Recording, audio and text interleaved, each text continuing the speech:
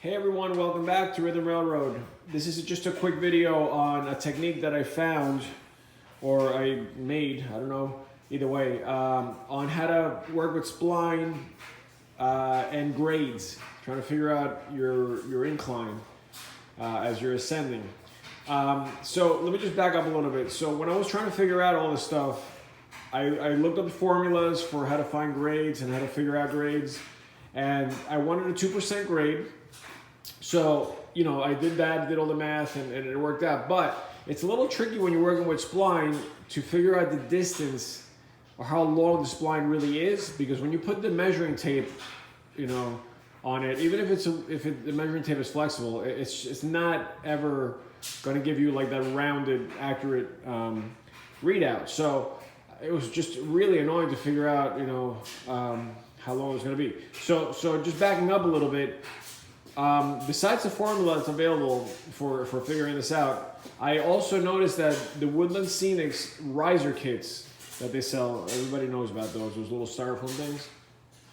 If you get the 2% grade one, it's 16 feet long.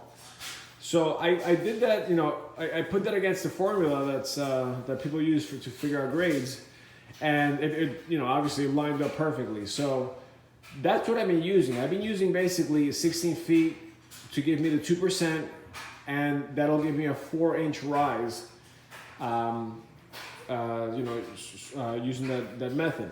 So, you know, if you cut that in half, obviously it's going to be a 2-inch incline, a 2-inch rise out of 8 feet, and, you know, half of that, 4 feet, and so on and so forth. So, what I did to kind of combine that and the technique that I'm using is, I got one of these things, which is actually, this is my wife's. My wife does appraisals, and when she measures the outside of the house, you know, just to get the whatever the distances that she needs, she uses this. It's just a little one of those wheel things you get at Home Depot. I don't even know how much it costs, but it's got to be under 50 bucks.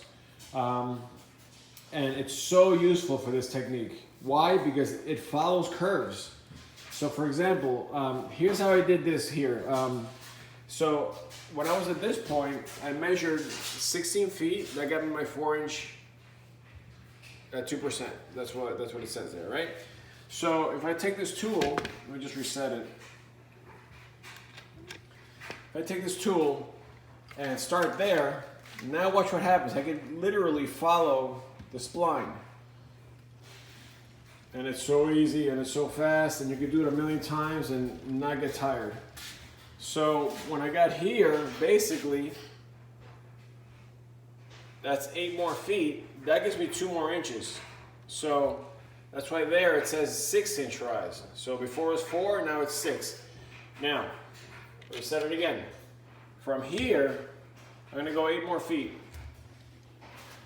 And what's cool about this is you can roll it on the side, or you can roll it on top.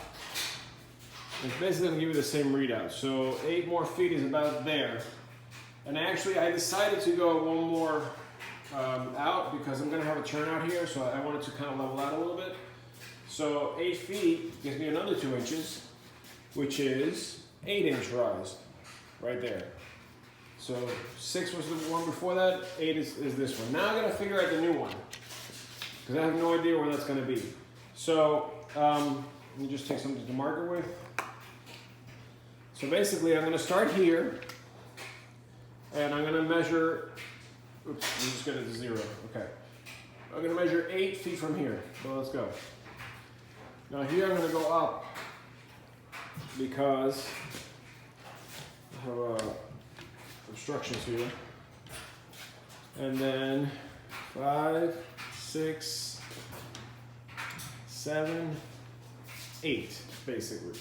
I always go a little over, so I'm not pushing the grade. So right around here